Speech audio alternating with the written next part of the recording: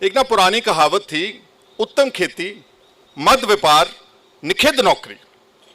पुराने में समय में सबसे ज्यादा अगर इज्जत वो थी किसान की और किसान के काम की।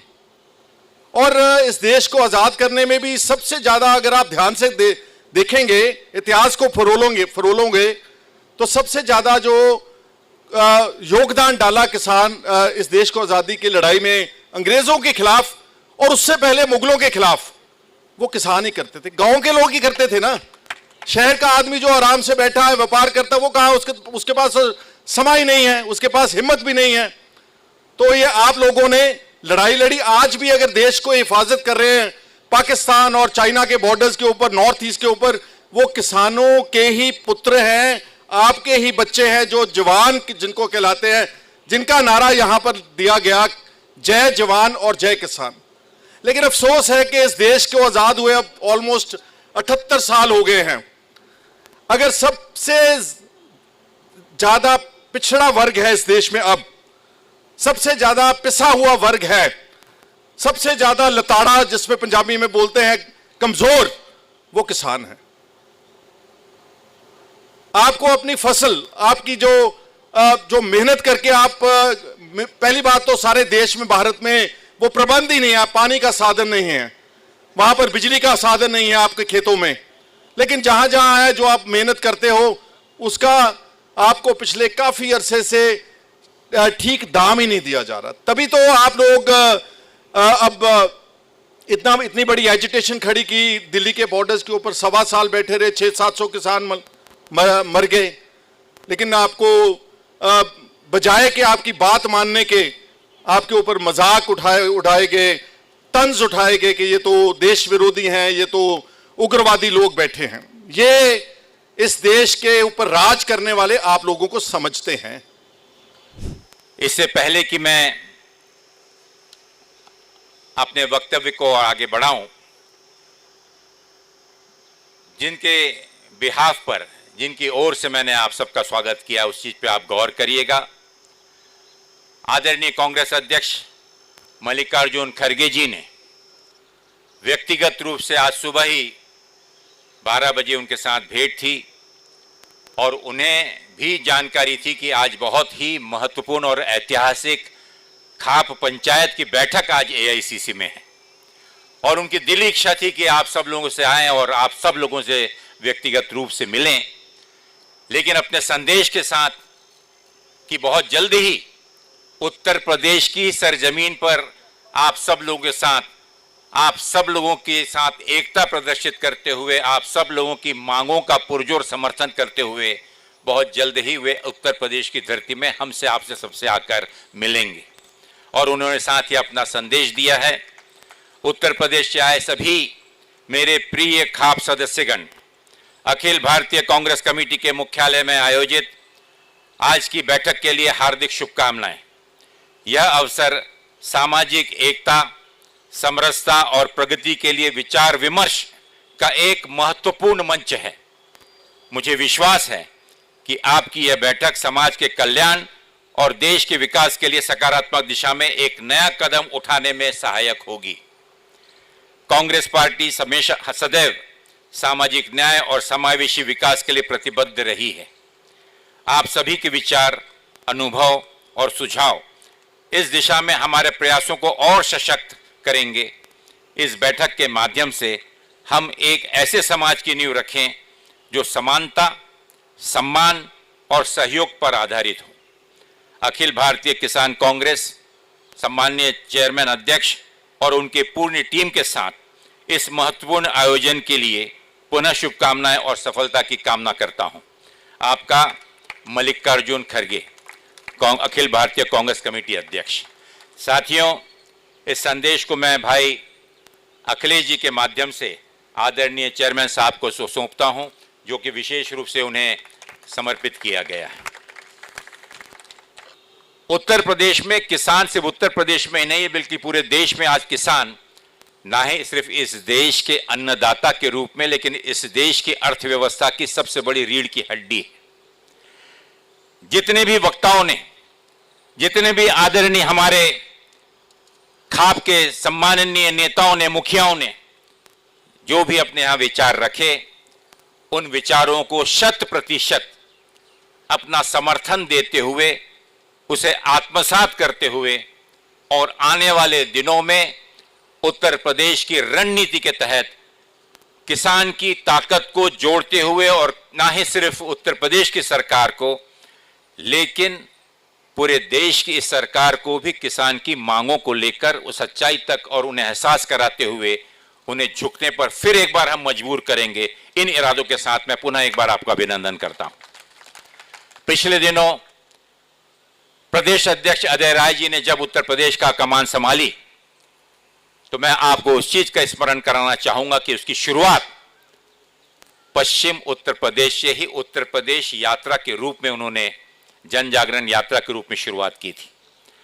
और जिस भारी समर्थन के साथ उत्तर प्रदेश के, पश्चिम उत्तर प्रदेश के किसानों ने जो समर्थन, और उसी समय राहुल गांधी जी की भारत जोड़ो यात्रा कश्मीर से, कन्याकुमारी से कश्मीर की ओर बढ़ रही थी, और जिस जोश और खरोश के साथ उत्तर प्रदेश के किसानों ने समर्थन, अपना योगदान, अपना विश्वास जताया, वह पहला इशारा था मोदी की उस सरकार की तरफ कि 2024 के चुनाव में क्या होने जा रहा है। अगर थोड़ी जागरूकता के साथ में भारतीय जनता पार्टी और इस देश के प्रधानमंत्री उनके उस दर्द को, चाहे वो गन्ने की बची हुई जो कीमत है, एमएसपी है, या बचा हुआ उनका बकाया रकम है मिलों के प्रति, सरकार के प्रति, उसके प्रति जो उन्होंने अपने एक निराशाजनक रुख अपनाया, तो मैं समझता हूं कि किसानों ने अपना इशारा उसी समय कर दिया था। मैं बधाई देना चाहूंगा उत्तर प्रदेश के सभी किसान भाइयों को और उत्तर प्रदेश की जनता को कि मोदी जी के 400 पार के उस नारे को और उस उनके सपने को, जिसके आधार पर उस देश में अपनी तानाशाही के रवैये को और मजबूत करने के इरादे से जो उन्होंने शुरू किया था, उसे उत्तर प्रदेश की जनता की सूझबूझ और राहुल गांधी जी की उस हिम्मत ने तोड़ दिखाया। आज ये मोदी सरकार 11वां साल अपना मना रही है। 11 साल में कभी एक बार भी किसानों की बात नहीं की, एक बार भी किसानों का कर्ज माफ करने की बात की सरकार ने, एक बार भी नहीं किया। व्यापारियों के, उद्योगपतियों के, कॉरपोरेट के आप उठाकर दिखे कितने लाख करोड़ रुपया इन्होंने ब्याज माफ किया। आपका कभी किया? कांग्रेस ने किया 2009 में किसानों के लिए। निश्चित तौर से अगर किसी ने काम किया, कांग्रेस पार्टी ने, हमारी यूपीए की सरकार ने किया, आपका पूरा कर्जा माफ किया। इनकी तरह सर्टिफिकेट नहीं बांटे इन्होंने। यूपी में थोड़ा दिन योगी ने किया, दिखावा किया, सर्टिफिकेट दिया कि भैया ये लगा लो अपने घर पे कि हम कर्जदार थे और हमने माफ कर दिया, अपने घर पे टांग देना और इसकी रोज दिया बत्ती दिखाते रहना कि हम कर्जदार थे, ये सरकार ने मेरे ऊपर एहसान किया है। ये कांग्रेस की सरकार ने कभी नहीं किया। और हम निश्चित तौर से आपको मदद करेंगे। आप मजबूत होंगे, किसान मजबूत होगा, हमारा देश मजबूत होगा, हमारा राष्ट्र मजबूत होगा, क्योंकि आप हमारे बैकबोन हैं, रीढ़ की हड्डी हैं। बैकबोन मजबूत रहेगा तो पूरी ये शरीर तन के खड़ी है ना। ये किसान जो आज पूरे देश के अंदर आज जो हमें राशन पानी जो आज मिल रहा है, जो आज लोग मस्ती कर रहे हैं, वो आपकी देन है, आपके प्यार और आपकी ताकत से हमें मिल रहा है। अभी आप देख सकते हैं कि ये सरकार लगातार उत्पीड़न कर रही है।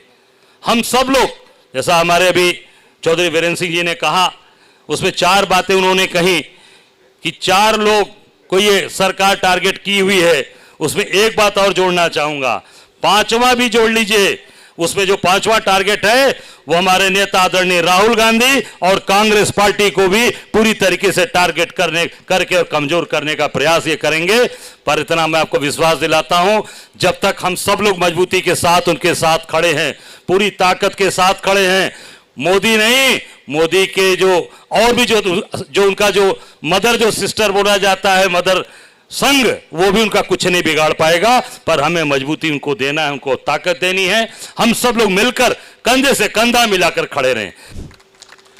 सवाल ये है कि पिछले कुछ समय में 2020 में 19-20 में आप लोगों ने ताकत दिखाई और मोदी के खिलाफ, प्रधानमंत्री मोदी की डिक्टेटरशिप के खिलाफ सबसे बड़ा आंदोलन किसानों का ही हुआ। इस बारे में पूरा देश जानता है, हर बच्चा जानता है, और वो झुके नहीं।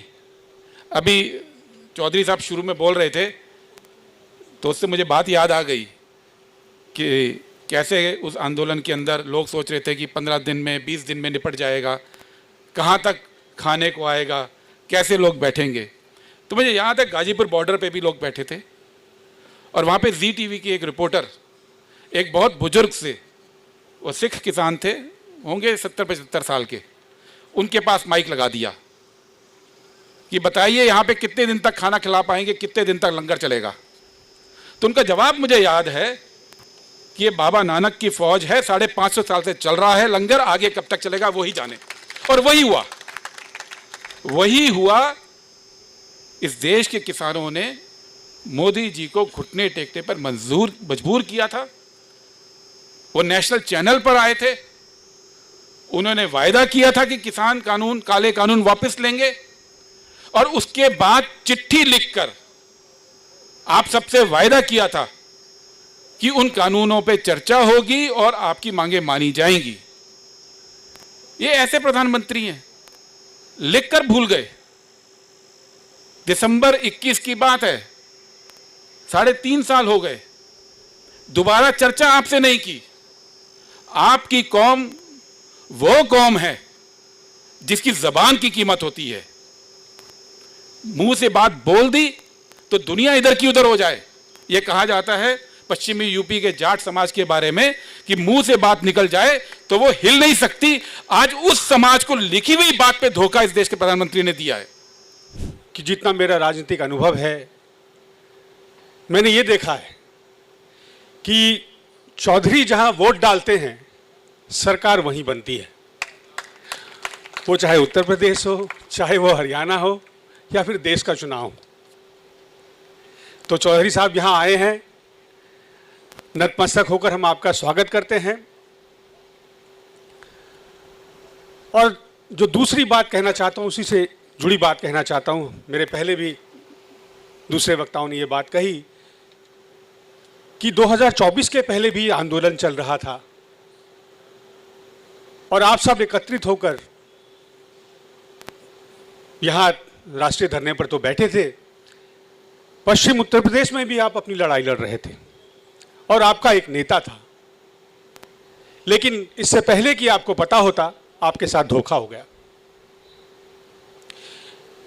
एक बात यहां खड़े होकर मैं कह सकता हूं, सपल जी ने भी वो बात कही कि यहां जो हमारा नेता है वो सब होगा, आपके साथ धोखा कभी नहीं होगा।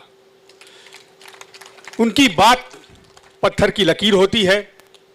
और आप देखें, आप अपनी लड़ाई किसी और के नेतृत्व में लड़ रहे थे, लेकिन वो फिर भी हमारे मैनिफेस्टो के माध्यम से वो आपकी ही लड़ाई लड़ रहे थे।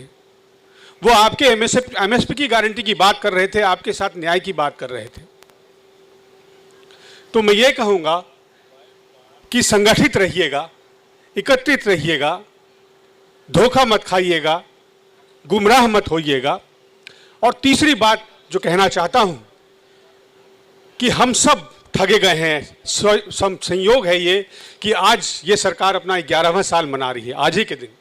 और शायद ये बात हमें भविष्य में याद रहेगी, आज ही आप यहाँ आए हो। 11 साल सरकार मना रही है, अपना उत्सव मना रही है, छाती पीट पीट कर अपनी उपलब्धियों के बारे में बखान करेगी। सपल जी ने जिस बात का जिक्र किया कि प्रधानमंत्री ने लिख करके झूठ बोला है, तो जब उन्होंने आंदोलन वापस लिया था तो उन्होंने वादा किया था कि आपके खिलाफ जो केस है, जो झूठे मुकदमे हैं, वो वापस लिए जाएंगे। हम और आप चश्मदीद हैं इस बात के कि वो मुकदमे आज भी वापस नहीं लिए गए।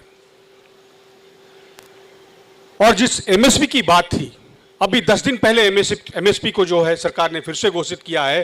कहाँ तो वादा था कि CO2 प्लस 50% देने की बात थी, कि इनपुट कॉस्ट हो, जो लागत लगेगा, फैमिली लेबर हो, और प्लस जो ज़मीन का किराया है, लैंड रेंट है, वो सब जोड़कर उसके ऊपर 50% मुनाफा वो जोड़ा जाएगा। हम सब जानते हैं कि ऐसा कुछ नहीं हुआ। खाप पंचायत हमारे समाज की वह प्राचीन प्रथा है, संस्था है, जिसने सदियों से सामाजिक न्याय, भाईचारे और परंपराओं की रक्षा की है। आज जब समाज अनेकों चुनौतियों से जूझ रहा है, चाहे वो हमारे युवाओं की दशा हो, महिलाओं की सुरक्षा हो, शिक्षा की बात हो, आधुनिकता का अभाव हो या उसका प्रभाव हो, वहाँ आप खाप के सभी शीर्ष लोगों की एक अहम भूमिका आ जाती है। हमारा समाज कृषि प्रधान है। खेल, हल, बैल, किसान हमारे जीवन की रीढ़ है। खाप पंचायत सिर्फ परंपराओं की रक्षक नहीं है, बल्कि ये किसानों की समस्याओं का भी समाधान करती है और उनके लिए पुरजोर लड़ती रहती है। गांव मजबूत होगा तो देश मजबूत होगा, किसान खुशहाल होगा तो भारत समृद्ध होगा। खाप पंचायत यदि किसानों की आवाज बन जाए तो कोई भी सरकार हमारी मांगों को नजरअंदाज नहीं कर सकती और कोई भी सरकार हमें झुका नहीं सकती। पश्चिमी सीमाओं पे जब आक्रमण हुए तब की बात सबने सुनी होगी। 1857 में सर्व खाप का क्या योगदान रहा है, यह भी सबने सुना है। उत्तर प्रदेश के प्रमुख खाप जिन्होंने 1857 में एक युद्ध लड़ा, मान खाप, आप यहाँ उपस्थित हैं सारे लोग। मान खाप, हटाना खाप, 307 स्वर खाप, बतीसा चौधरी थांबा, 7.5 थांबा, 5 गांव थांबा, पवार खाप, राठी खाप, तालियान खाप, चौबीसा खाप, उज्जवल खाप, लाटर खाप, बालियान खाप, सहरावत खाप, थांबेदार राठी खाप, मेहदी पान खाप, खोखर खाप, डबास खाप, युवा चौधरी देश खाप और जाखड़ खाप। आप सभी ने मिलकर 1857 की क्रांति में महत्वपूर्ण भूमिका निभाई थी और दिल्ली को, इसी दिल्ली को 140 दिन तक आजाद करके रखा था। वर्तमान में आप सभी ने देखा होगा, पंजाब, हरियाणा, उत्तर प्रदेश और राजस्थान के खाप के सभी प्रमुख लोगों ने, किसान नेताओं ने मिलकर के जिस तरीके से सत्याग्रही तरीके से विरोध किया और 3 कृषि कानून को ध्वस्त करने में सरकार को मजबूर किया उसे वापस लेने के लिए, आज की सरकार कई राष्ट्रीय संपत्तियां निजी हाथों से बेच रही है, जिसका निर्माण भारत के प्रथम प्रधानमंत्री पंडित जवाहरलाल नेहरू जी ने अपने नेतृत्व में कराया था। इसमें सबसे प्रमुख थी बिजली विभाग, जो किसानों के लिए जीवन रेखा है। आज किसानों और सरकार के बीच का संघर्ष का कारण भी यही बिजली व्यवस्था का निजीकरण है। ऐसे समय में खाप पंचायतों की भूमिका फिर महत्वपूर्ण बन जाती है। इतिहास गवाह है, खाप पंचायत कभी भी किसी अन्यायकारी या किसान विरोधी सत्ता को पनपने नहीं देगी और उसके आगे नहीं झुकेगी। और जब मैं बीजेपी का मंत्री था तो चुनाव आया एक दिल्ली, बाहरी दिल्ली का, तो किसान आंदोलन पे बैठा था और किसान आंदोलन कर रहा था और मैं वहाँ बाहरी दिल्ली के लोगों से बात कर रहा था। तो मैंने कहा, आपका इस आंदोलन के प्रति क्या रुख है? कहने लगे, जी क्या बताएं, हम ये हरियाणा पंजाब से आके किसान बैठ गए। मैं सारी बात नहीं बताता, लेकिन मैं उनका रुख बताता हूँ कि कोई वजह नहीं है, तो रुख का पता लग गया। मैंने कहा, भाई जिस गांव में मैं बैठा था, मैंने कहा इस गांव में ज़मीन कितनी है? कहने लगे, जी हमारे गांव में 8000 एकड़ ज़मीन है। मैंने कहा, एक्वायर कितनी हो गई? कहने लगे 6000 हो गई, 2000 बाकी है। मैंने कहा, कम से कम 2000 की कुछ इज्जत रख लो, कि क्योंकि मैं जितना अनुभव जानता हूँ भारतीय जनता पार्टी का, सफल जी आप तो उस टाइम थे ना वहीं, इतना अनुभव भारतीय जनता पार्टी का जाट तो कोई जानता नहीं होगा, बाकी का तो मेरे को नहीं पता। और जो बैठे हैं वहाँ, उनको भी मैं कहता हूँ ज़्यादा अनुभव जानने की बात बैठने से नहीं होती, मेरे से पूछ लो, जल्दी छुटकारा ले लो उनसे। देखिए, सोच का हिस्सा है ये। और मैं ये बात इसलिए कह रहा हूं कि अब लड़ाई का समय है, और मैंने सिर्फ लड़ाई बोल दी तो मेरे पे भी मुकदमा हो सकता है, इसलिए मैं राजनीतिक लड़ाई कहूं तो ज़्यादा अच्छा है। और राजनीतिक लड़ाई ये है कि भारतीय जनता पार्टी को 4 ऐसे लोगों के समूह हैं जो उनके निशाने पे हैं। सबसे बड़ा निशाना तो किसानों पे है उनका, दूसरा बड़ा निशाना हमारे देश की फौजों पे है, डिफेंस फोर्सेस पे, और तीसरा बड़ा निशाना इस देश के कमेरे वर्ग पे है, और चौथा बड़ा निशाना इस देश के अल्पसंख्यक वर्ग से है। ये 4 ऐसी जमातें हैं जिनसे उनको भय लगता है। भय का मतलब जिस दिन ये चारों के मन में आ गई तो फिर राजनीतिक दलों की जरूरत नहीं पड़ेगी, राजनीतिक नेताओं की जरूरत नहीं पड़ेगी, लड़ने के लिए वही काफी है।